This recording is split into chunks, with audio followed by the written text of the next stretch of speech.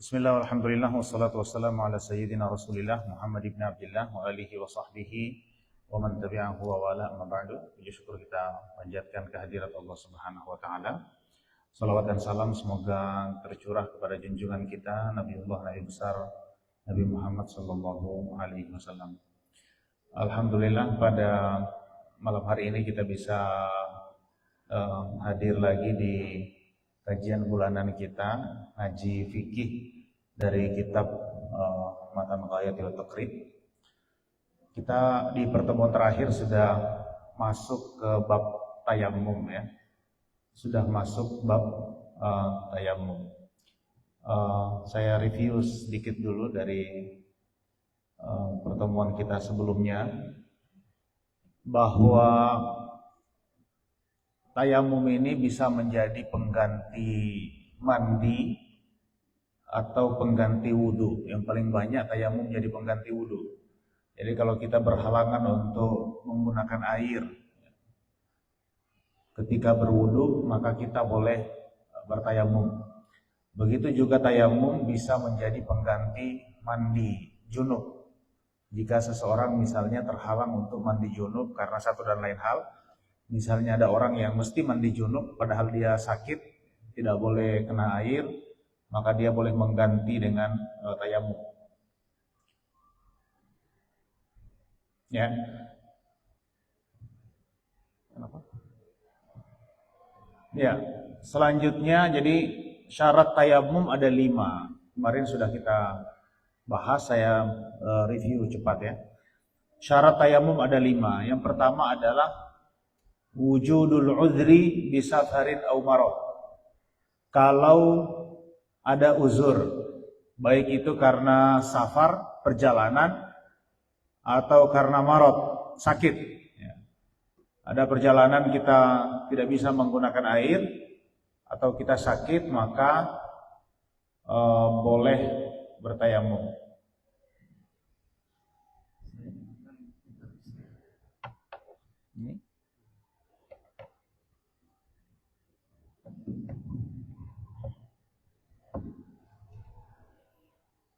Kemudian syarat yang kedua, dukhulu waqti shalah. Waktu salat sudah masuk. Jadi tayamum itu tidak dilakukan ketika belum waktunya salat. Karena bisa jadi air ditemukan atau bisa menggunakan air ya. Jadi misalnya kita mau salat Isya. Tayamumnya dari maghrib. Nah, jangan dulu. Nanti kalau sudah masuk waktu baru tayamum. Kemudian thalabul ma, sudah harus melakukan usaha pencarian air. Jadi airnya mesti dicari dulu. Harus dicari. Jadi jangan tidak dicari kemudian langsung tayamum. Cuma gara-gara baca di Facebook bahwa penampung air pam misalnya jebol di Ayuhulalo. Oh, ini pasti tidak ada air ini. Langsung tayamum misalnya, ya. Atau lain sebagainya. Ta'adzur isti'malih, ada air tapi terhalang menggunakan. Baik misalnya airnya terbatas atau kita tidak bisa menggunakan air tersebut. I'wazuhu ba'da talab. Ya. Ini juga sudah kita bahas kemarin.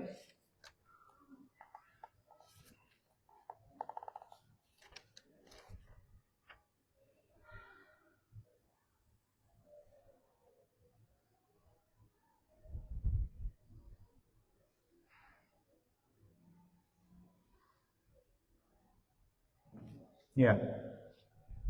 Jadi sudah ya, thalabul ma, mencari air, kemudian ta'adzur isti'malihi, terhalang menggunakannya, i'wazuhu ba'da talab,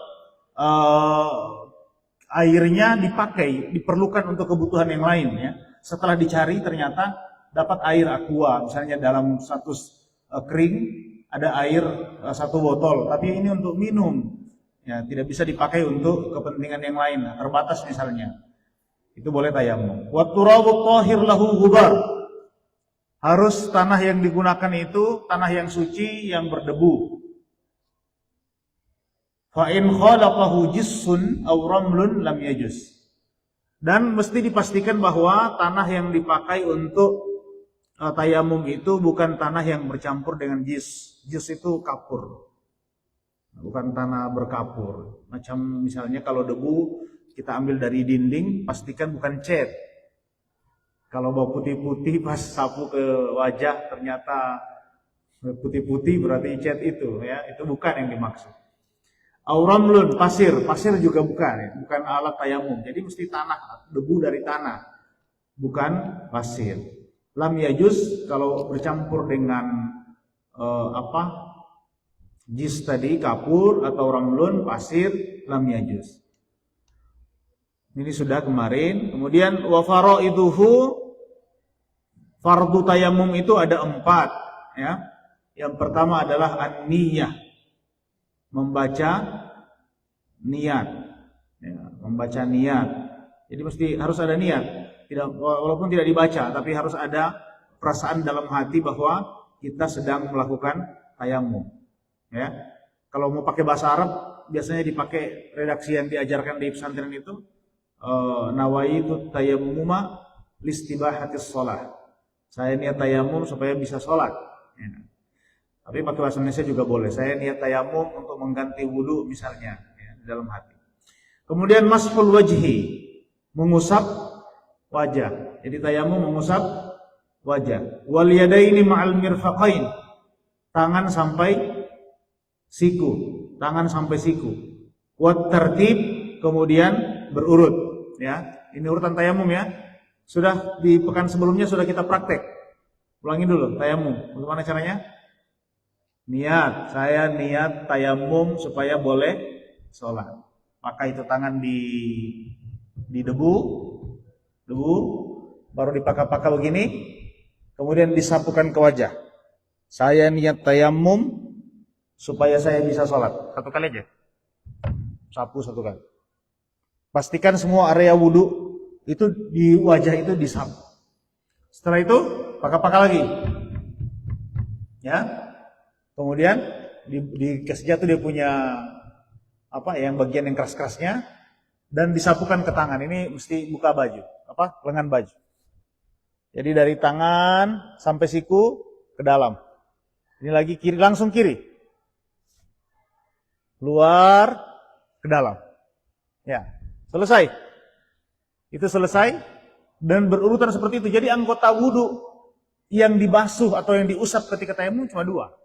Cuma wajah dan tangan. Kaki tidak, ya, telinga, apalagi berkumur-kumur dengan debu, ya, tidak perlu, ya. Tidak perlu mengusap telinga pakai abu, ya, tidak perlu. Oke? Tertib. Jadi cuma 2. Nah, ini tayamum. Tayamum seperti ini untuk mengganti wudu. Bagaimana misalnya kalau kita junub? Junub tapi sakit, tidak boleh mandi. Sekarang mau mandi sakit. Maka tayamum juga bisa menjadi pengganti mandi. Apakah sama tayamum pengganti mandi dengan tayamum pengganti wudu? Fauzan? Kalau tadi kan tayamum pengganti wudu. Bagaimana dengan tayamum pengganti mandi?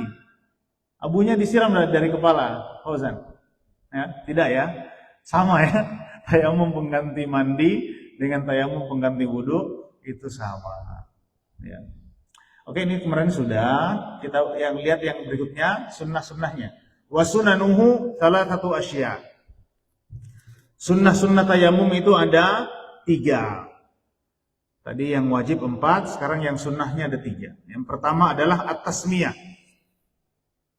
membaca basmalah. Membaca basmalah ini sebetulnya sunnah di semua aktivitas kita. Bukan cuma tayamum, ya. Wudu begitu, mandi junub begitu, mau belajar begitu, mau tidur, semuanya. Kullu amrin dhibalin la yabda'u bismillahi wa aqta'u, kata Rasulullah, ya. Segala pekerjaan yang kita lakukan, pekerjaan bernilai, berharga yang dilakukan oleh seorang muslim yang tidak dimulai dengan basmalah, maka itu terpotong dari rahmat Allah. Dan ada kebaikannya, ya. Makanya kita disuruh membaca basmalah. Baik, tasmiyah, memulai tayamum dengan membaca basmalah. Wa taqdimul yumna 'alal yusra, mendahulukan anggota tubuh yang kanan daripada yang kiri. Ini sama dengan wudu, ya. Tangan, kecuali muka. Kalau muka ya sekaligus, bukan sisi kanan dulu baru sisi kiri, enggak, sekaligus. Tangan kanan kemudian yang kiri, dan mualat ini muwalat itu maksudnya bersambung ya, bersambung, tidak ada jeda antara anggota tayamum yang satu dengan anggota tayamum berikutnya. Oke, kita lanjut. Ini apa? Sudah selesai ya. Kemudian waladhi yubtilu tayamum terakhir ya. Yang membatalkan tayamum ada 3. Yang pertama adalah ma'abqalal wudu. Segala sesuatu yang membatalkan wudu itu juga membatalkan tayamum. Jadi kalau apa yang membatalkan wudu? Yang membatalkan wudu itu 1, kentut ya, atau buang air, keluar sesuatu dari 2 jalan ya, kemaluan atau dari pantat ya. Kemudian yang kedua, menyentuh lawan jenis tanpa alas, menyentuh kemaluan atau dubur menurut pendapat jadid dalam mazhab Syafi'i itu dengan bagian dalam tangan ini ya, dengan bagian dalam tangan itu membatalkan wudu, juga membatalkan tayamum. Kalau bagian luar ini enggak, bagian luar tangan itu tidak batal. Selanjutnya apa lagi ya yang membatalkan wudu? Tidur ya, tidur bukan dalam posisi duduk yang menutup jalur pantat ya, itu membatalkan wudu, juga membatalkan tayamum. Nah, jadi semua yang membatalkan wudu itu pada saat yang sama juga membatalkan tayamum. Ada tambahan, wa ru'yatul ma' fi ghairi waqtis shalah. Melihat air ya, jika tayamum itu dilakukan karena tidak adanya air, kemudian kita melihat air fi ghairi waqtis shalah, di luar waktu salat, maka itu membatalkan tayamum. Ya. Jadi belum salat ini, belum salat, baru mau siap-siap salat. Ini air tidak mengalir. Sumur tidak ada, kering misalnya, sungai tidak ada, sumur tetangga juga tidak ada, air pam tidak ada hujan, tidak ada air yang ditampung, tidak ada air yang kita pakai. Ada air misalnya cuma 1 gelas, ini cuma untuk minum, ya. Karena air tidak ada ya kita pakai untuk minum, kita tidak pakai yang lain. Tidak ada air yang bisa dipakai, ada cuma sirup misalnya. Sirup kan tidak boleh dipakai wudu, atau teh tidak boleh dipakai wudu, sudah kita bahas di pertemuan yang sebelumnya. Ya, tidak ada air. Nah, kita sudah mau sholat, habis qamat, kita sudah buka ini keran semuanya, tidak ada air. Begitu qamat, sudah siap-siap mau sholat, ternyata menetes air dari keran, bunyi misalnya ya, kedengaran. Maka tayamumnya batal, karena air sudah ada. Oke? Ya.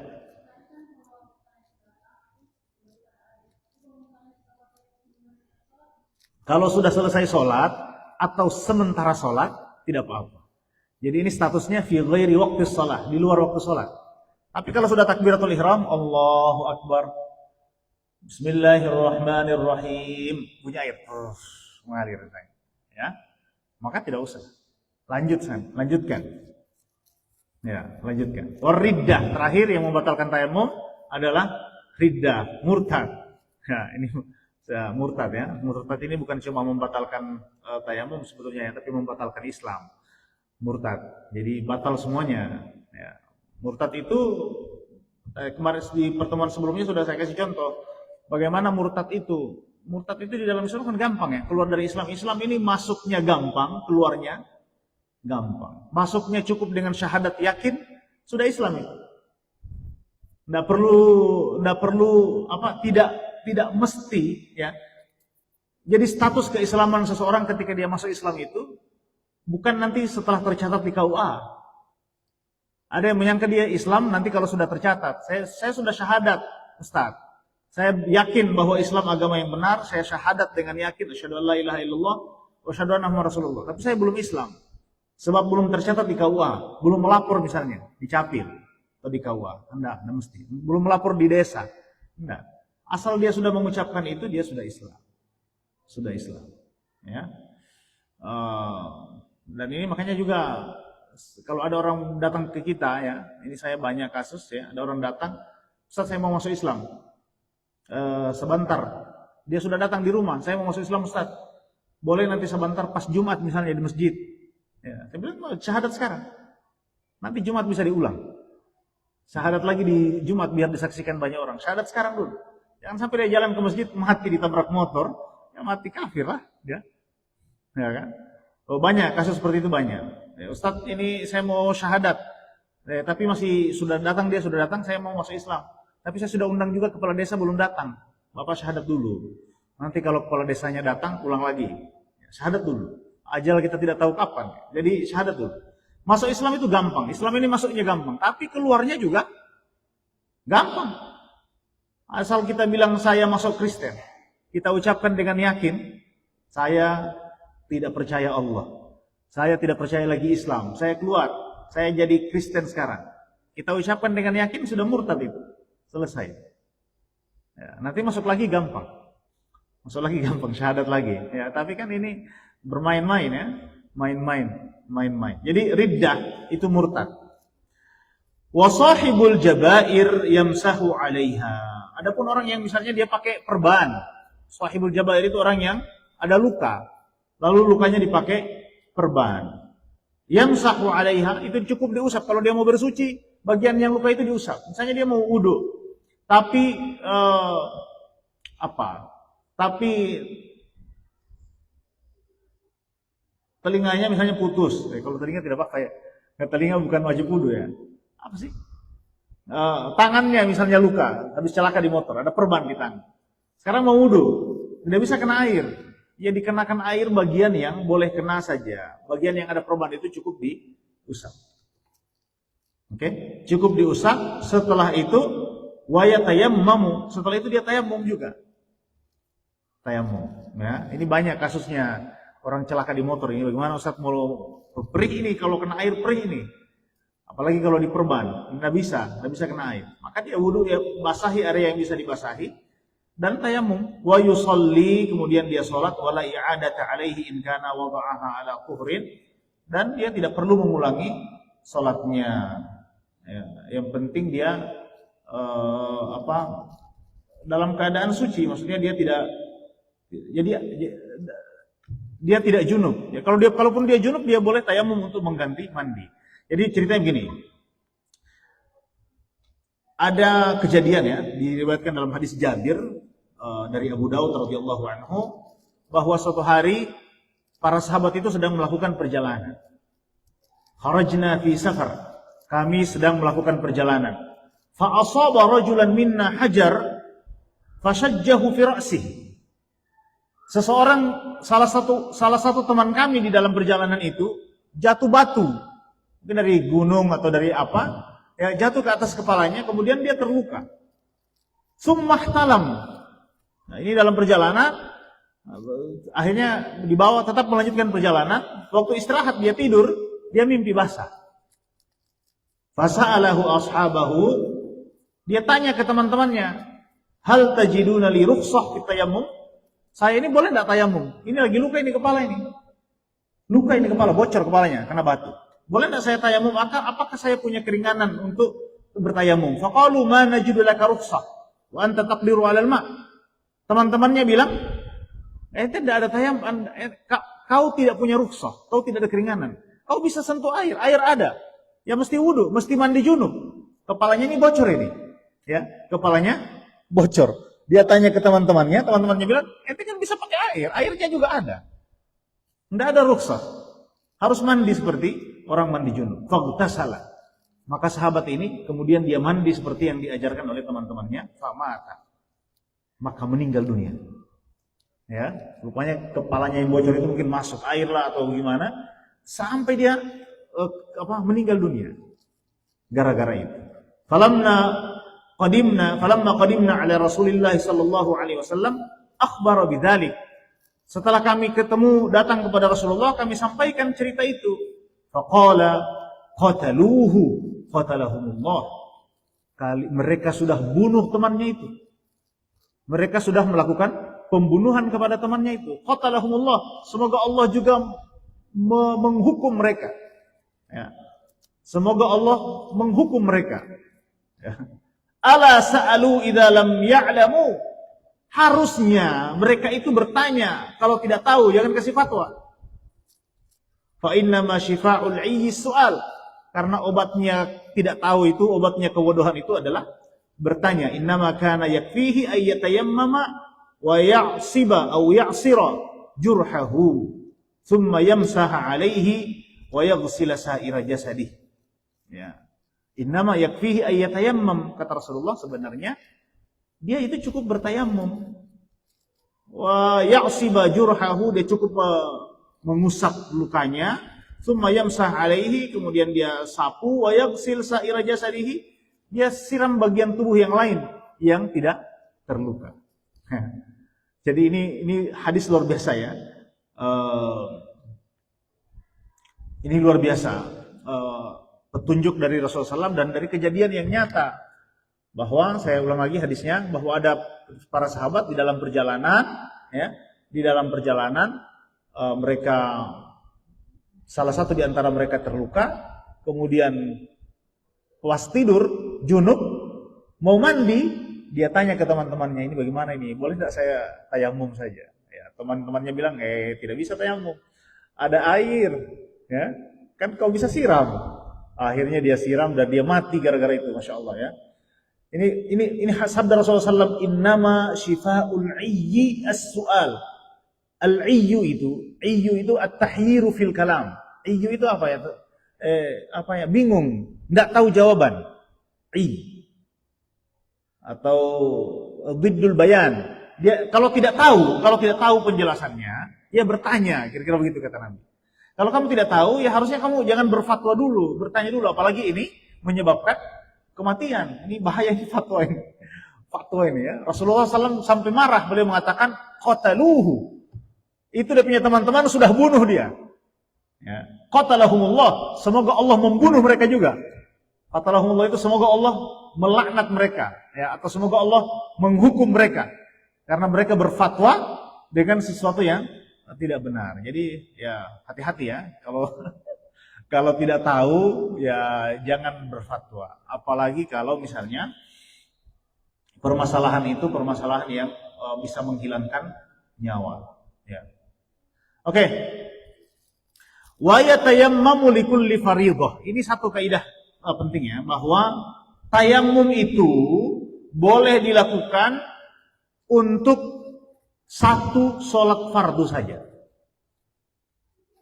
Setiap satu kali tayammum untuk satu sholat fardu. Wa yusalli bi tayammumin wahidin ma syaa minan nawafil, dan satu tayammum itu boleh untuk berapapun sholat sunnah. Jadi kalau kita tayammum misalnya Ramadan, tayammum maghrib, tidak ada air maghrib, kita sholat maghrib dengan tayammum itu. Sekarang mau sambung isya, dalam mazhab Syafi'i mesti tayammum lagi. Kenapa? Karena sholat isya juga fardu, ya. Kemudian kalau sholat sunnah bagaimana? Sholat sunnah bebas. Jadi misalnya setelah sholat isya dia mau sholat tarawih, setelah sholat isya dia mau sholat tarawih, ya sholat tarawih saja, sambung dengan isya, tidak perlu tayammum baru. Karena sholat sunnah itu hukumnya dengan satu tayammum boleh untuk banyak sholat sunnah dan cukup untuk satu sholat wajib. Oke. Nah, ini sudah selesai bab tayammum. Sebetulnya ini tinggal pengulangan dari yang sebelumnya. Kita baca sekarang bab najis. Ini mungkin bab terakhir sebelum, kalau kita bisa selesaikan malam ini, kita akan pindah ke bab sholat insya Allah di pertemuan berikutnya, atau bab puasa ya, mana yang lebih mendesak. Tapi biasanya kalau puasa itu kita di Rumah Quran ada kajiannya sendiri ya, ada kajiannya sendiri. Maraton biasanya 4 hari bab puasa. Kita lihat nanti. Baik. Wa kullu ma'in kharaja minas sabilaini najisun illa al-mani. Segala benda, ya, setiap benda cair, ma'i itu benda cair, atau benda apa saja, kharaja minas sabilain, yang keluar dari dua jalur, maksudnya dari pantat dan dari kemaluan, najisun, maka itu adalah najis, illal mani, kecuali mani. Jadi semua benda cair yang keluar dari kemaluan atau dari pantat itu najis. Illal mani, kecuali mani. Kalau telur Najis bukan telur. Bukan ya, benda padat ya. Benda padat maksudnya. Kalau ma'i itu benda cair, ya itu menajis. Kecuali mani, kalau mani bukan najis. Kenapa bukan najis mani? Ya, tidak boleh jadi najis. Kalau jadi najis, kita semua ini terbentuk dari najis.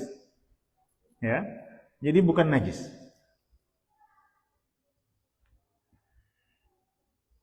Ya, karena kalau mani itu mani ya.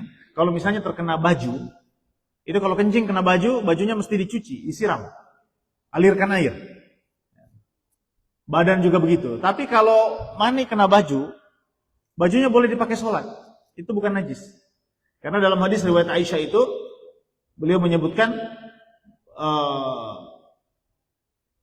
kuntu afrukul mani min thawbi Rasulillah sallallahu alaihi wasallam thumma yadhhabu fa yusalli fi. Kata Sayyidah Aisyah itu, saya dulu pernah membersihkan itu mani dari bajunya Nabi. Dia itu gitu, digaruk-garuk ya. Digaruk-garuk gitu dari baju Rasulullah. Enggak dicuci. Digaruk-garuk begitu sampai keluar, kemudian Rasulullah pakai baju itu untuk sholat. Ya. Oke, jadi segala sesuatu benda cair yang keluar dari dua jalur itu adalah najis kecuali mani. Kalau mani tidak najis, tetapi orangnya berhadas. Maninya tidak najis, tapi orangnya wajib mandi besar, ya, wajib mandi besar. Beda dengan kencing. Kencing itu najis, tapi orangnya tidak wajib mandi. Dia cebok saja, ya. Kalau mani tidak najis, tapi orangnya itu berhadas besar, dia wajib mandi. Wa ghuslu jami'il abwali wal awrathi wajibun. Mencuci semua kencing dan semua buang air besar wajib hukumnya. Wajib. Illa baulas sabi, kecuali kencingnya anak laki-laki yang usianya kurang dari 2 tahun, alladzi lam ya'kulit ta'am, belum makan makanan apa-apa kecuali air susu ibunya, fa innahu yathuru bi rasyil ma'i 'alaihi, maka cara membersihkannya cukup dipercikkan air pada kencing tersebut. Jadi kalau ada anak kita masih bayi, belum sampai 2 tahun dan dia tidak minum, tidak makan kecuali air susu ibunya. Dia tidak makan ASI, dia tidak makan pisang misalnya, dia tidak makan sun, ya. ASI itu air susu ibu ya, bukan? Kalau dia cuma makan ASI, tidak makan yang lain selain air susu ibu, ya, maka kalau dia kencing di baju kita, itu najis. Tapi untuk membersihkan najis itu cukup dipercik air saja, najisnya tidak hilang. Tapi dengan memercikkan air itu, maka najisnya dianggap sudah dibersihkan. Ya, kalau kita peluk bayi misalnya. Tapi ini syaratnya ini bayi laki-laki. Allahu a'lam ini kenapa? Saya tidak tahu ini kenapa bayi laki-laki ya. Kalau bayi perempuan itu ada perdebatan, tapi bayi laki-laki itu pasti. Kenapa? Karena ada hadis Nabi. Ada hadis Nabi soal itu. Kalau bayi laki-laki, ya, dia digendong misalnya, kemudian kencing di baju ibunya, maka ibunya tidak perlu mencuci baju itu untuk sholat, ya, untuk sholat. Walaupun itu najis, tidak perlu dicuci. Dia cukup ambil air di keran misalnya, sedikit, dia percik ke bajunya yang kena kencing itu, percik begitu. Maka najisnya sudah dianggap selesai. Dan baju itu boleh dipakai untuk sholat. Ya. Wala yu'fa an syai'in minan najasati illa al-yasira minad dami wal qayh. Dan tidak ada najis lain yang dimaafkan, maksudnya yang dibolehkan untuk tidak dibersihkan, atau tidak ada najis lain yang menyebabkan misalnya seseorang itu dimaafkan dengan najis itu, pakaiannya terkena najis kemudian dimaafkan dia boleh sholat, tidak ada. Illa al-yasira minad dam, kecuali kalau darah sedikit terkena di pakaian kita, sedikit ya, sedikit kena darah, maka itu boleh dimaafkan. Jadi kalau terpersik darah, misalnya tangan luka, kemudian kena di baju ini kita pakai lagi sholat, itu tidak apa-apa, Kecuali kalau lukanya besar atau darahnya banyak. Kalau darahnya sedikit, yasiru minad dam, itu tidak apa-apa, bajunya dianggap tidak najis. Wal qaih, terpercik muntah, bukan terkena muntah banyak, ya. Terpercik muntah. Muntah itu najis. Tapi kalau misalnya cuma terpercik, ya, terpercik misalnya, maka itu dimaafkan. Wa ma la nafsalahu sa'ilah. Dan kalau ada binatang yang tidak berdarah, jatuh di jatuh di baju kita atau di tempat air kita, ya. Idza waqa'a fil ina'i wa mata fihi, kalau dia jatuh di tempat air kita, wa mata fihi, kemudian dia mati di situ, fa innahu la yunajjisuhu, maka binatang itu tidak menajiskan. Ya, misalnya apa ya, yang tidak ada darah ini apa? Lalat misalnya, ya. Lalat kalau jatuh di air, maka airnya boleh diminum. Ya, walaupun lalatnya misalnya jatuh di air dan mati. Tapi kalau yang berdarah, misalnya apa ya? Tikus berdarah ya? Tikus jatuh di nasi, di bubur misalnya. Kebetulan buburnya panas. Ya, matilah tikus itu di situ. Apakah buburnya boleh dimakan? Tidak boleh, karena ini binatang berdarah. Ya, tapi kalau binatang yang tidak berdarah, itu tidak apa-apa. Tidak la yunajjisuhu. Bahkan dalam hadis dikatakan, Rasulullah mengatakan, kalau ada lalat jatuh ke gelas tempat minum salah seorang di antara kamu, maka kata Rasulullah, celupkan aja. Itu hadis Nabi, ya, celupkan saja. Sebab di satu sayapnya ada penyakit, di sayap yang lain ada obatnya. Hadis Nabi. Allah alam, ini hadis sahih, ya. Tetapi ini perdebatan juga sebetulnya di kalangan medis. Apakah ketika lalat jatuh di gelas berisi teh misalnya, Rasulullah perintahkan celupkan saja. Salah satu sayapnya mengandung kotoran, penyakit, dan sayapnya yang satu mengandung obat. Kira-kira kalau ada teh jatuh lalat, kita celup atau tidak itu? Kalau hadis Nabi, celupkan. Ya. Dulu ada satu ulama di Aceh namanya Tengku Hasbi As-Siddiqi. Saya baca salah satu bukunya, beliau mengatakan, di hadis itu Nabi tidak menyebut kaki. Jadi yang ada penyakit itu salah satu sayap nyamuk, lalat. Yang ada obatnya sayapnya yang lain. Tapi Rasulullah tidak menyebut najis atau penyakit yang ada di kakinya. Bagaimana dengan yang ada di kakinya? Jadi lebih bagus ya dibuang aja. Kata itu kata sebagian ulama mengatakan dibuang aja. Karena yang ada obatnya cuma di separuh sayapnya. Tapi yang lain mengatakan enggak, kalau Nabi bilang begitu ya berarti tidak apa-apa. Kalau Nabi bilang begitu tapi tidak apa-apa. Ini nanti dilihat. Kalau misalnya dia punya teh cuma gelas kecil begini dan masih banyak teh yang lain, buang aja. Tapi kalau misalnya tehnya tinggal itu, mahal lagi ada beli misalnya. Ada antri beli apa ini? Yang beli apa ini? Yang dijual-jual ini, es teh Indonesia misalnya. Oh, antri beli, uang cuma itu, jatuh nyamuk, jatuh lalat. Daripada mau buang, lalatnya saja yang dibuang, es tehnya diminum, ya terserah. Oke. Jadi kalau yang tidak ada darahnya itu jatuh di tempat makan atau minum atau di tempat air, wa mata fihi, kemudian mati di situ, fa innahu la yunajjisuhu, itu tidak akan menajiskannya. Wal hayawanu kulluhu tahir. Semua hewan itu pada dasarnya suci. Semua hewan itu ketika dia hidup pada dasarnya dia suci. Illal kalba. Jadi kalau kita sentuh dia tidak najis kecuali anjing. Wal khinzir, babi. Wa ma tawallada minhuma, atau yang dilahirkan dari pernikahan anjing dan babi, au min ahadihima, atau dari salah satunya. Ya, misalnya. Mungkin di satu waktu ketika teknologi sudah maju, disilangkan pernikahan atau dikawinkan silang antara kambing dengan anjing misalnya. Anjing betina dikawinkan dengan kambing jantan. Keluarnya dari anjing betina lahir kambing. Lahir kambing misalnya. Nah, kambingnya haram. Karena tawallada minal khinzir, lahir dari babi. Lahir dari babi. Ya. Jadi babi itu najis. Najis. Anjing juga najis. Rasulullah SAW mengatakan di hadis, malaikat rahmat itu tidak masuk ke rumah yang memelihara anjing. Ya. Tidak masuk ke rumah yang memelihara anjing.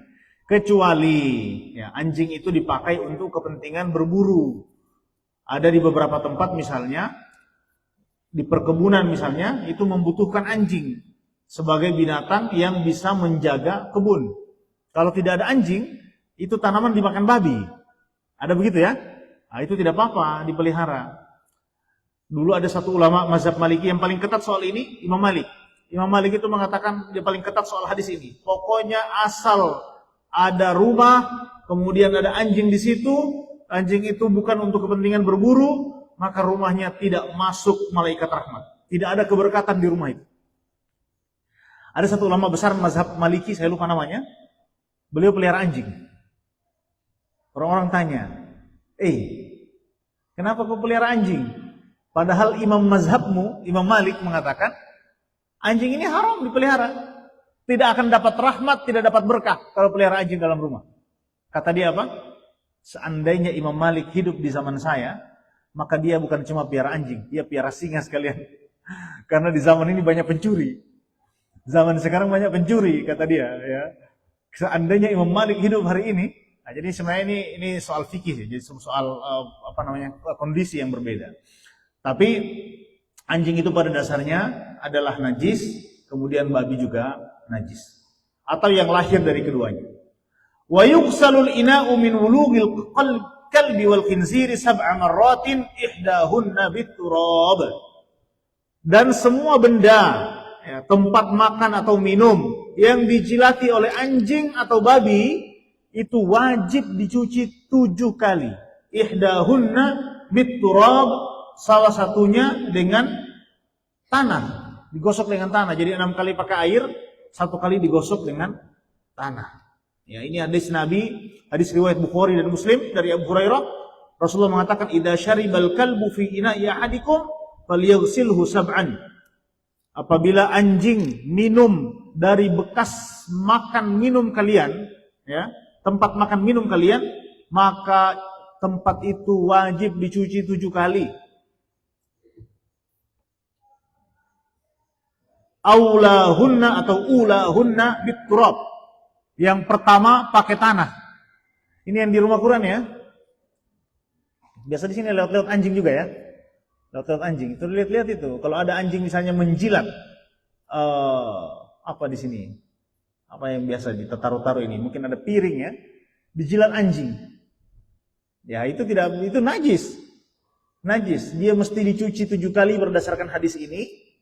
Dan salah satunya dengan tanah. Yang pertama pakai tanah, cuci pakai tanah dulu, gosok-gosok pakai tanah. Ya, hati-hati, jangan sampai anjing berkeliaran dan menyebabkan najis. Ya. Sebenarnya begini, sebenarnya kalau kita cuci 1 kali, Ustaz ada pertanyaan, Ustaz kalau kita cuci 1 kali pakai sabun, itu sudah bersih atau tidak? Sekarang mau cuci 7 kali, ya, coba misalnya cuci 1 kali pakai sabun gosok, tapi mau 1 kali, pakai sabun tapi bersih atau tidak? Bersih. Bersih ya? Bersih. Lalu kenapa mesti cuci 7 kali? Salah satunya malah pakai tanah. Ya? Nah, ini nilai yang diambil di sini adalah nilai ta'abbudi. Nilai penghambaan. Ada banyak perintah ya. Hari ini mungkin kita tidak tahu hikmahnya, tapi ada nilai ibadah di sini. Ada nilai ta'abbudi.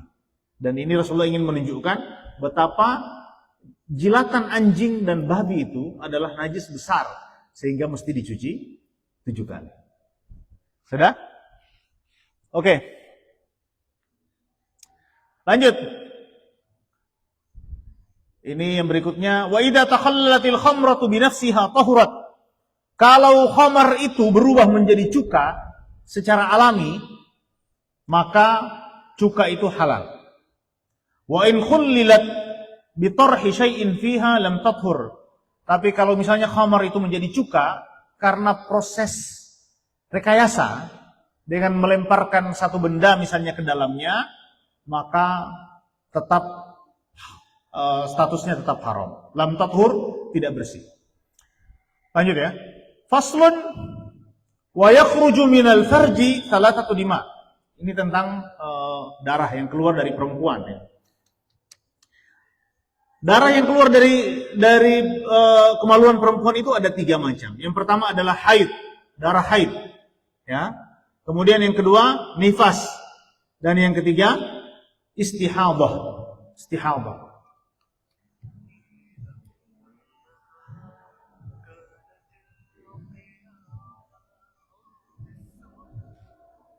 Pak, mohon maaf saya lagi majelis talim, Pak. Ya. Jadi ada 3 darah yang keluar ya dari perempuan. Yang pertama adalah haid, yang kedua nifas, dan yang ketiga adalah istihadah. Fal haidu, haid itu apa? Huwa damul khariju min farjil mar'ah ala sabili sihhah min ghairi sababil wiladah. Haid adalah darah yang keluar dari kemaluan perempuan ala sabili sihhah, ketika dirinya dalam keadaan sehat, maksudnya darah normal, rutin. Min ghairi sababil wiladah, bukan karena sebab kelahiran. Ya.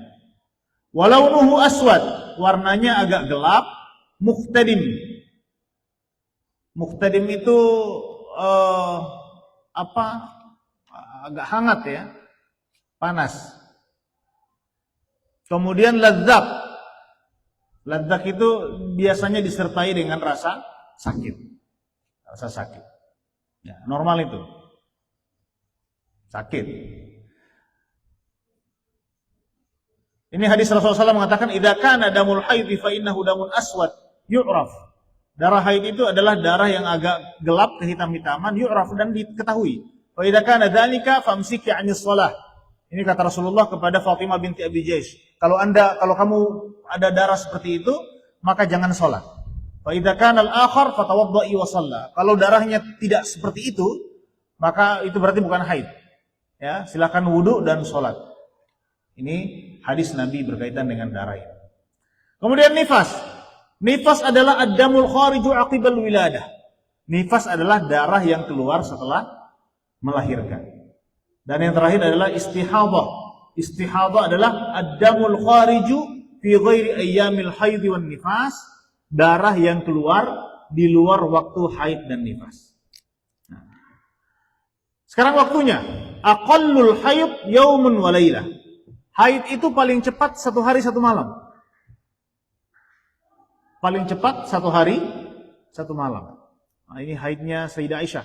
Dalam banyak riwayat disebutkan Aisyah itu haidnya cuma 1 hari 1 malam. Sebentar. Wa aktsaruhu 15 yauman. Paling lama 15 hari.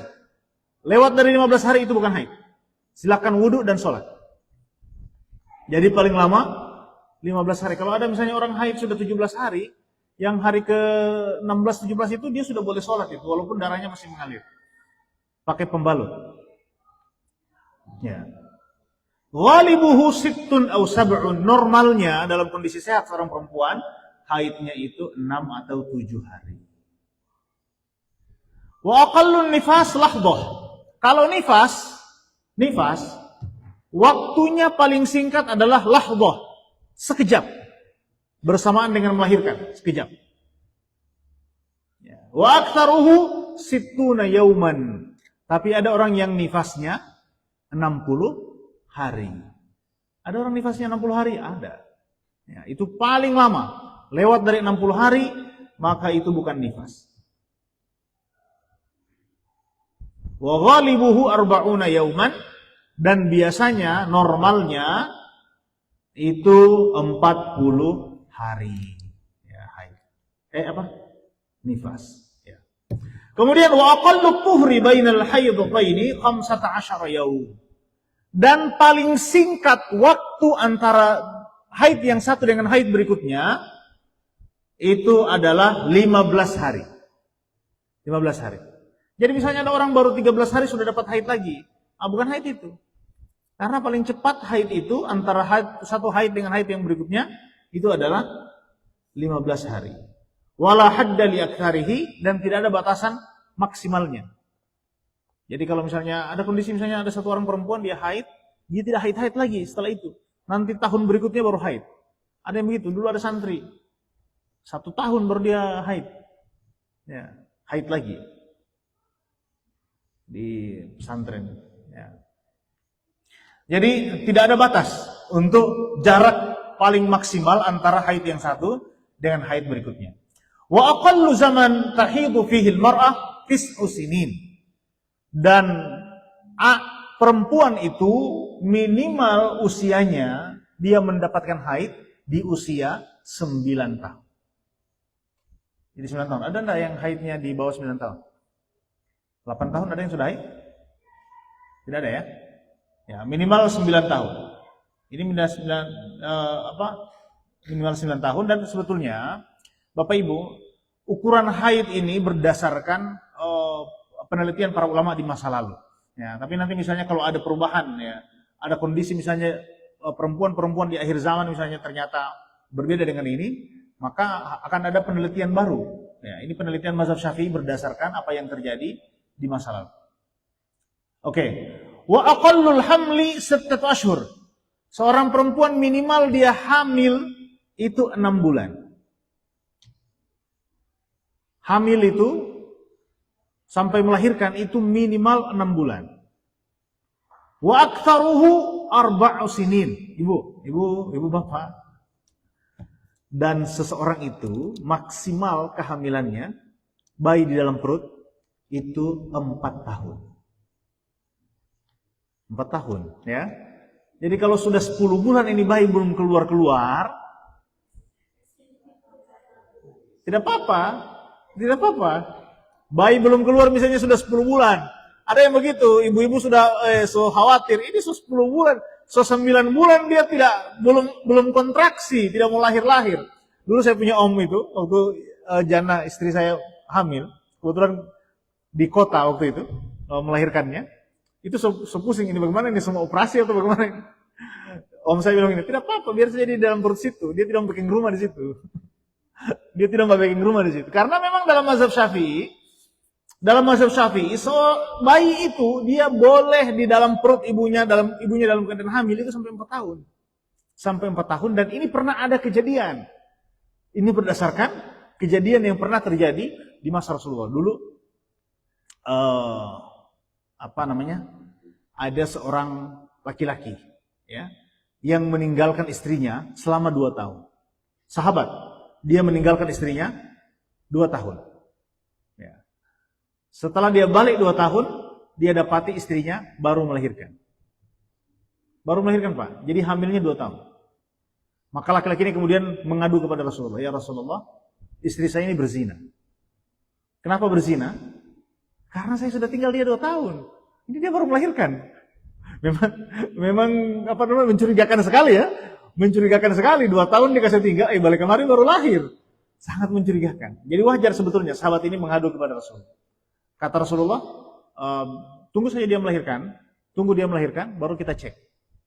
Nah setelah lahir anak itu besar, kemudian Rasulullah SAW kemudian memasukkan anak itu dengan bapaknya ke dalam, ditutup dengan selimut.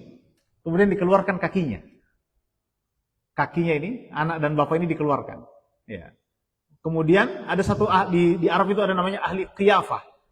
Qiyafah itu melihat kecocokan anak dengan bapak dari kakinya, dari tumitnya. Apa sih namanya ini?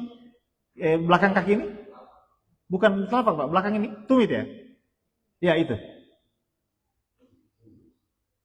Belakang kaki itu. Yang tanpa inja itu belakangnya. Yang ini, ini nih, ini apa namanya? Tumit ya? Jadi dilihat, ditutup kakinya, kemudian dikeluarkan, kemudian nanti ada ahli di Arab itu, ada namanya ahli qiyafah, ya. Dia kemudian melihat. Dan ternyata ada kecocokan. Maka Rasulullah mengatakan, amsikha, ya, jangan kau ceraikan istrimu. Karena anak itu adalah anakmu. Dan bayi itu, seorang perempuan itu, boleh melahirkan atau boleh hamil lebih daripada waktu normal. Ya, dalam mazhab Syafi'i, boleh sampai 4 tahun. Karena memang pernah ada kejadian di masa Rasulullah 2 tahun. Dan ada kejadian yang lain. Ketika seorang bayi, dia keluar dari perut ibunya, itu giginya sudah lengkap. Dia punya gigi sudah lengkap. Keluar dari perut ibunya, giginya sudah lengkap. So, 4 tahun dia dalam perut ya. Hamil ibu 4 tahun ya. Oke. Ya. Tapi tidak boleh lebih dari 4 tahun. Nanti kalau sudah lebih dari 4 tahun, dia sedang membawa raport itu kalau sudah kalau sudah 5 tahun dia keluar bawa raport PAUD itu. Oke.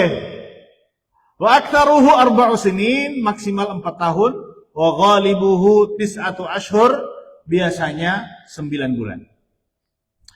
Wa yahrumu bil haidi wan nifasi 8 asya'. Yang diharamkan bagi perempuan yang haid atau nifas itu ada 8 hal. Ya. Yang pertama adalah salat haram. Tidak boleh perempuan haid salat. Misalnya sudah tahiyat akhir, baru udah merasa ada haid, dia batal. Sama dengan puasa, saum. Habis asar dia rasa ada haid. Aduh, tanggung ini sedekat buka. Nggak bisa, tetap batal. Jangankan habis asar, menjelang buka sekalipun, kalau sudah haid ya batal. Dan mesti diganti puasanya. Wa qiraatul Qur'an. Baca Quran. Ini baca Quran kalau haid tidak bisa ya. Kecuali, ini kan ada fatwa Al-Azhar soal ini. Kecuali kalau seseorang yang pekerjaannya mengajarkan Quran. Dia diperbolehkan untuk membaca Al-Quran dalam keadaan haid. Atau misalnya orang yang ada kepentingan tertentu dengan Quran. Bukan orang yang biasanya tidak mengaji, nanti so haid baru suka mengaji, bukan begitu ya? Biasanya dia tidak jam mengaji. Bukan karena dia so haid, suka mengaji. Itu tidak boleh ya. Kalau saya pernah lihat itu ada salah satu syekh di Azhar di Facebook, di Facebooknya Al-Azhar, Facebook resmi Al-Azhar. Nah, dia mengatakan ada beberapa kondisi yang boleh. Misalnya kalau seorang guru Al-Quran, dia mesti mengajar Quran, maka dia boleh membaca Al-Quran dalam keadaan haid. Tapi kalau pendapat kontemporer itu rata-rata bilang kalau ada kepentingan tidak apa-apa, tidak mesti guru. Ada kepentingan tertentu, dia tidak apa-apa. Sama kalau sekarang ini fatwa yang dipakai di MTQ begitu juga. Peserta MTQ itu sudah jadwalnya tampil lomba, haid. Bagaimana ini sudah mau tampil baru haid? Ya tampil, tidak apa-apa dia baca. Jadi kalau agak ringan itu membaca. Yang agak berat itu adalah menyentuh mushaf. Massul mushaf wa hamluhu. Menyentuh mushaf dan membawanya. Ini sebetulnya banyak perdebatan, tapi dalam mazhab Syafi'i itu tidak boleh seorang perempuan haid menyentuh mushaf kecuali dengan menggunakan alas yang tebal. Alas yang tebal, bukan alas yang tipis. Bukan kain yang tipis. Kalau dia pakai kaos tangan, dia mesti pakai kaos tangan yang tebal. Saya baca di salah satu kitab Syafi'i ya. Salah satu kitab mazhab Syafi'i, ada satu ulama mazhab Syafi'i yang mengatakan ukuran tebalnya itu mesti setebal biji jagung. Saking tebalnya. Mesti ketebalannya setebal biji jagung. Ya. Oke. Ini sesuai dengan ayat Al-Quran, la yamassuhu illa al-mutahharun di surat Al-Waqiah, bahwa Quran ini tidak boleh disentuh kecuali orang yang suci. Jadi tidak boleh bawa Quran, baca Quran ya, dalam keadaan haid. Wa dukhulul masjid. Orang haid tidak boleh masuk masjid. Tidak boleh masuk masjid. Ya. Yang boleh itu adalah lewat di masjid atau sebentar di masjid, tidak lama, itu boleh. Lewat boleh, tapi bukan lalu lalang, bolak-balik itu tidak bisa.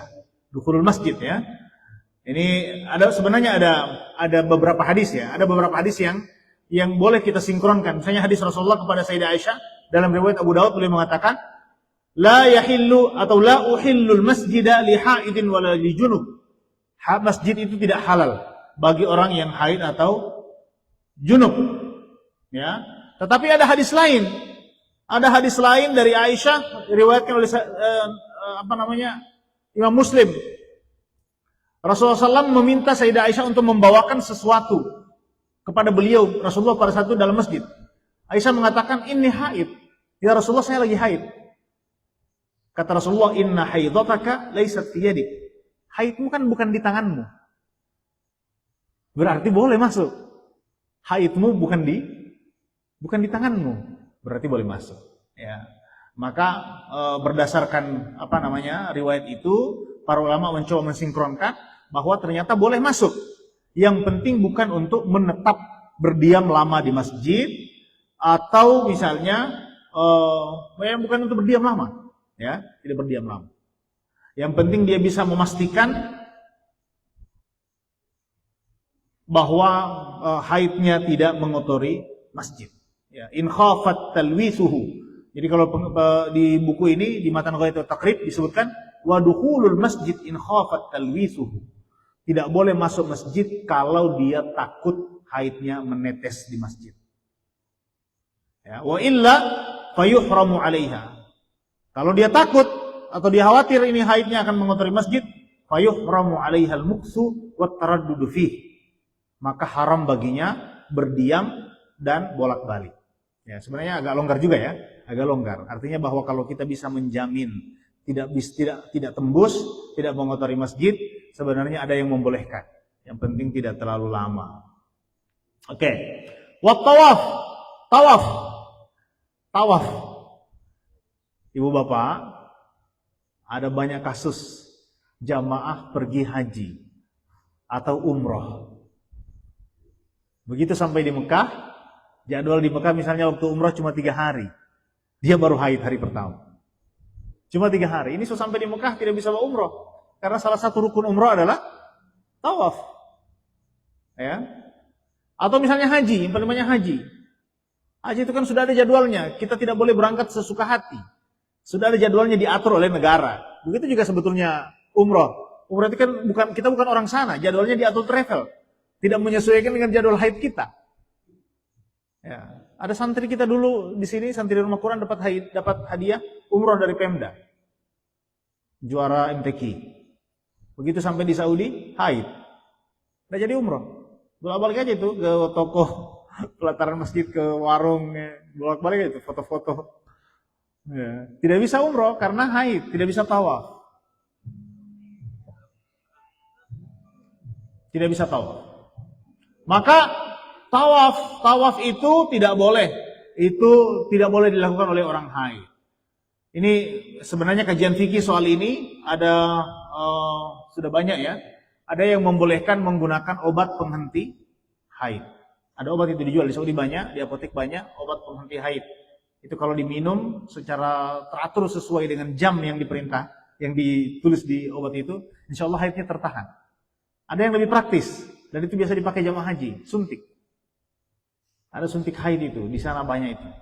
Suntik itu langsung berhenti, haidnya langsung berhenti. Nah, kondisinya seperti itu apakah boleh? Boleh. Kenapa boleh? Karena ini kan sebenarnya bisa ditunda. Bisa ditunda sebenarnya ya. Tapi karena perjalanan haji kita itu berdasarkan jadwal yang ditetapkan oleh Kemenak, kemudian umrah juga bukan kita mau atur suka-suka ini perjalanan, ada waktu yang ditentukan oleh travel, ada itinerary-nya yang diatur, maka kita boleh menggunakan alternatif seperti ini. Sebenarnya ada kajian fikih yang lebih kontemporer lagi, tapi ini tidak boleh disebut di sini. Ya, nanti orang semua ikut. Ada yang dalam kajian fikih disebut dengan badal ba'diyah. Ini sedang dikembangkan oleh di kajian fikih kontemporer, tapi ini saya tidak setuju. Ya, bahwa beberapa rukun haji ketika darurat itu boleh diganti, boleh dibadal. Isu seperti ini ada, sudah ada. Ya, ada yang bilang kalau sakit, kalau haid, ya tidak usah tawaf, badalkan aja tawafnya, tawaf ifadah yang wajib. Suruh orang lain yang tawaf atas nama kita. Ya. Nah, tentu ini kita tidak pakai karena masih ada alternatif yang lain. Ya. Itu biar aja tuh, biar perdebatan di luar ya. Wal wat'u haram hukumnya dalam keadaan haid berhubungan suami istri. Wal istimta'u bima baina surrati war rukbah, dan suami istri bersenang-senang ya, suami istri di antara pusar dan lutut. Ini tidak boleh dalam keadaan istri haid. Di atas itu boleh. Antara pusar dan lutut tidak boleh. Oke. Wa yahrumu 'alal junubi khamsatu asya. Haram bagi orang junub 5. Ini semuanya. Haram bagi orang junub ada 5. Yang pertama adalah sholat. Tidak boleh sholat dalam keadaan junub. Wa qiraatul Quran, sama tadi, membaca Al-Quran. Wa massul mushaf wa hamluhu, membawa Al-Quran atau menyentuhnya. Wa tawaf haram. Wal lubsu fil masjid, dan berdiam di masjid. Wa yahrumu 'alal muhdithi thalathatu asya. Adapun orang yang berhadas, dia tidak boleh 3. Hadas kecil maksudnya ya. Yang pertama adalah sholat, yang kedua tawaf, yang ketiga menyentuh mushaf dan membawa mushaf. Bapak Ibu yang saya hormati, yang paling repot itu kalau tawaf. Tawaf itu sebetulnya kalau dia batal wudu, maka tawafnya itu tidak boleh dilanjutkan. Repot ya? Repot itu. Kalau kita jalan rombongan ya, rombongan dalam misalnya 20 orang, jalan tawaf keliling Ka'bah, batal wudu misalnya. Kalau menyentuh lawan jenis, batal wudu dalam mazhab Syafi'i. Tapi biasanya orang kalau tawaf itu sudah tidak pakai mazhab Syafi'i pada kondisi itu. Sudah pakai mazhab yang lain yang membolehkan bersentuhan lawan jenis, yang penting tidak ada syahwat karena kondisi pada saat itu. Tapi bagaimana kalau kentut? Kalau kentut bagaimana? Batal wudu. Maka tawafnya itu batal. Maksudnya tidak bisa dilanjutkan. Jadi misalnya begini. Ini Ka'bah nih. Kita tawaf 1, 2, 3. Putaran yang keempat, kita kentut. Maka putaran itu tidak bisa dilanjutkan. Ini mesti wudu lagi. Nah itu repot. Repotnya apa? Untuk kondisi di sana, repotnya adalah kita mesti keluar. Dan kalau kita keluar, itu berarti kita terpisah dari rombongan. Ya, misalnya 20 orang ini tawaf sama-sama, 1 orang konto. Kita tidak mungkin menyuruh yang 19 orang ini untuk keluar sama-sama dengan yang 1 orang. Karena yang 1 orang ini mesti keluar. Nah, dia mesti wudu. Wudunya itu kalau sekarang wudunya banyak tempat. Di belakang setiap tangga itu ada tempat wudu di Masjidil Haram. Kita boleh wudu di situ. Kemudian boleh melanjutkan tawaf. Bagaimana cara melanjutkan tawaf? Lanjutkan dari dia di mana dia batal terakhir.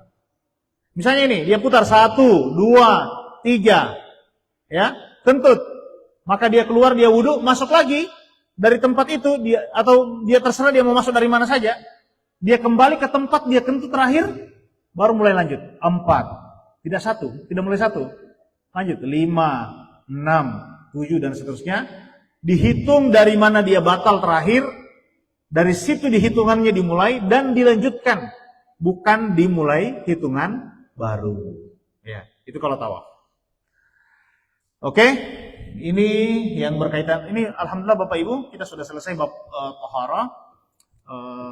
Saya kira sudah cukup ya malam ini karena hujan dan suasananya ini suasana situasi hujan begini memang paling gagal mau tidur ini ya. Oke, insya Allah nanti kita akan lanjutkan. Ini sudah selesai bab taharah, Bapak Ibu. Bab taharah itu bab penting. Ya, saya mau kita menyelesaikan bab fikih dari kitab ini sampai selesai. Biasanya begini Pak, kalau di pesantren itu, di akhirat khususnya, kalau kita di sini ya, di pesantren sini, biasanya anak-anak itu dia khatam bab taharah, bab sholat, kemudian bab puasa. Tapi tidak selesai, cuma sampai situ. Jadi kelas 1 dia belajar bab taharah, kelas 2 dia belajar bab sholat, kelas 3 dia belajar bab puasa, sanawiyah. Nanti masuk aliyah lagi, mulai lagi, kelas 1 bab taharah, kelas 2 bab sholat, kelas 3 bab puasa. Sehingga bab zakat tidak tersentuh, bab haji tidak tersentuh, bab muamalah tidak tersentuh, ya. Bab nikah misalnya tidak tersentuh dan lain-lain.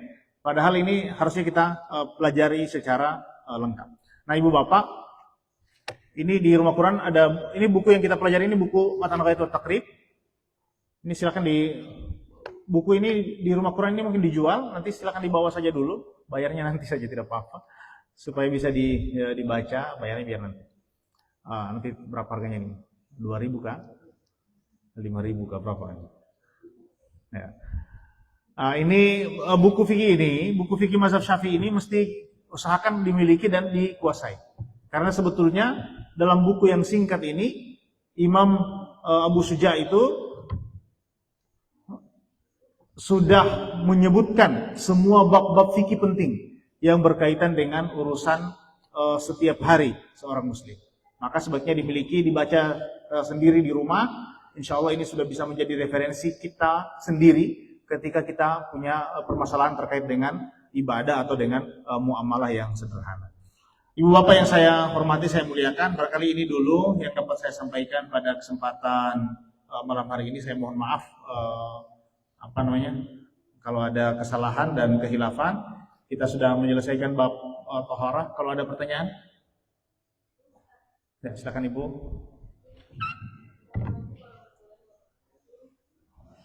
Assalamualaikum warahmatullahi wabarakatuh.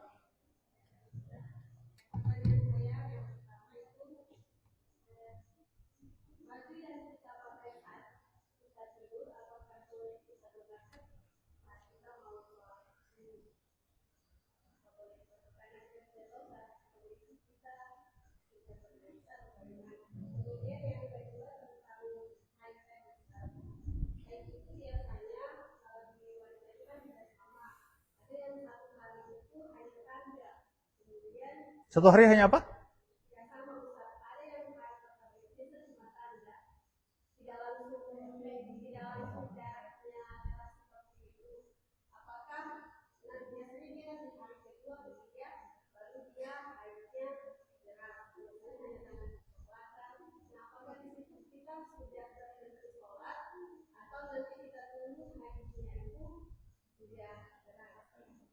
Ya.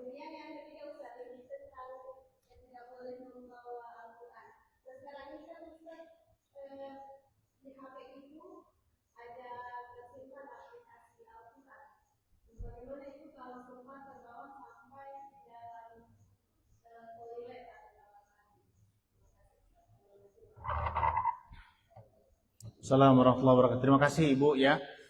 Jadi yang pertama, apakah pakaian yang kita pakai tidur boleh kita pakai sholat? Boleh. Tidak ada masalah. Tapi kalau ada pakaian yang lain, lebih bagus kita pakai yang lain. Bagusnya memang kita sholat itu dengan pakaian yang memang kita khususkan untuk ibadah. Ya, jadi kalau kita itu mesti ada pakaian, kalau kita mau sholat pakai apa? Ya, supaya ada keistimewaan sholat itu.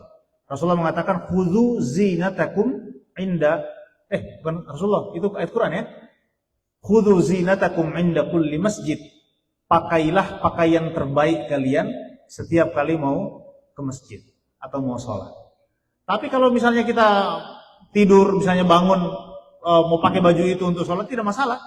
Misalnya Ustadz, saya tidak tahu tadi malam ini saya ada menetes kencing atau tidak misalnya. Kalau ibu biasanya tidak menetes kencing dan waktu pagi bangun memang kering, tidak apa-apa. Walaupun menetes, tapi kita tidak tahu dan kering waktu pagi, ya tidak masalah. Walaupun misalnya sebenarnya kencingnya menetes, tapi sudah kering dan kita tidak tahu, dan memang kita tidak biasa kencing menetes, ya kita tidak tahu, tidak apa-apa, tidak apa-apa. Jadi soal sah atau tidak sah, tetapi ini tidak disunnahkan. Kenapa? Karena Al-Quran memerintahkan supaya khudzu zinatakum, pakailah pakaian terbaik kalian setiap pergi ke masjid. Jadi pakai pakaian. Nah, pakaian sholat itu bagaimana? Tergantung kebiasaan. Biasanya orang pakai apa? Biasanya pakai apa? Ya. Kalau ada kebiasaan tertentu orang pakai baju seperti itu, ya seperti itu kita pakai. Jadi Islam ini tidak ada baju khusus. Tidak ada baju khusus. Apakah misalnya pakai gamis itu adalah baju Islam? Tidak juga. Gamis itu baju Arab juga sebelum Islam. Ya kan? Apakah baju seperti saya ini baju koko? Tidak juga. Baju koko begini Cina juga ini. Ya, koko ini kan baju Cina ini. Baju Cina ya. Baju Cina. Ya, jadi tidak ada pakaian khusus. Kita pakai pakaian yang biasanya pakaian seperti itu dipakai orang untuk ibadah, lebih bagus kita pakai. Tapi kalau kita dan kalau sholat di masjid sebaiknya tidak pakai baju yang ada tulisannya di belakang. Ya, yang ada tulisannya misalnya Cristiano Ronaldo, tulis di belakang.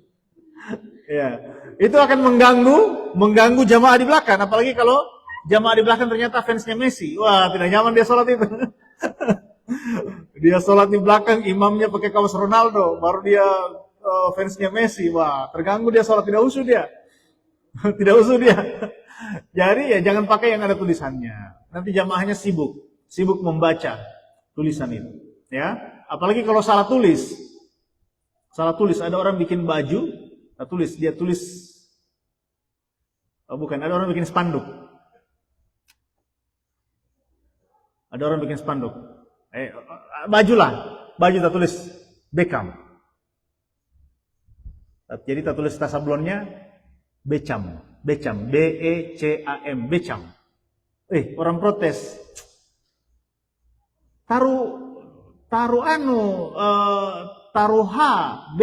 Maksudnya taruh H di situ, Beckham. Sudah. Dia tulis, dia taruh H, dia bikin lagi, dia sablon lagi, dia tulis Beckham, ada H. Beckham baru habis MH. Orang komen lagi, bukan begitu. Dia punya H taruh bukan di situ tempatnya, DPH itu jadi Beckham, ya. Bacanya itu ada KH. Ya. Terakhir dia sablon itu baju. KH Beckham. Kiai Haji Beckham. Ya jangan. Jadi jangan ada tulisan. Jangan ada tulisan, itu mengganggu orang sholat. Oke. Tadi yang kedua, haid ya. Sudah mulai sejak dia ada bekasnya. Tapi nanti coba saya tanya istri dulu, itu bagaimana sih modelnya itu. Tapi kalau dia sudah ada tanda haidnya, berarti sudah haid. Kalau sudah ada tanda haidnya, sudah haid. Sudah ada coklat atau apa, pokoknya sudah haid, itu sudah haid. Ya, cuma nanti coba saya tanya dulu, saya tidak terlalu paham itu. Nanti sebentar saya tanya, insya Allah minggu depan saya. Ya. Jadi kalau sudah, yang saya tahu bahwa kalau sudah ada, terlihat, berarti sudah haid. Sudah terlihat, berarti sudah haid. Walaupun misalnya masih samar-samar, belum deras, itu sudah haid. Oke, yang ketiga tadi soal HP. Di HP kita ada aplikasi Quran. Ini kalau ada aplikasi Quran di HP, ini namanya jadi Quran atau tetap HP? Ini namanya Quran apa HP, Ibu? HP ya? Ya enggak apa-apa dibawa ke kamar mandi. Kan ini bukan Quran. Aplikasinya ditutup. Ya.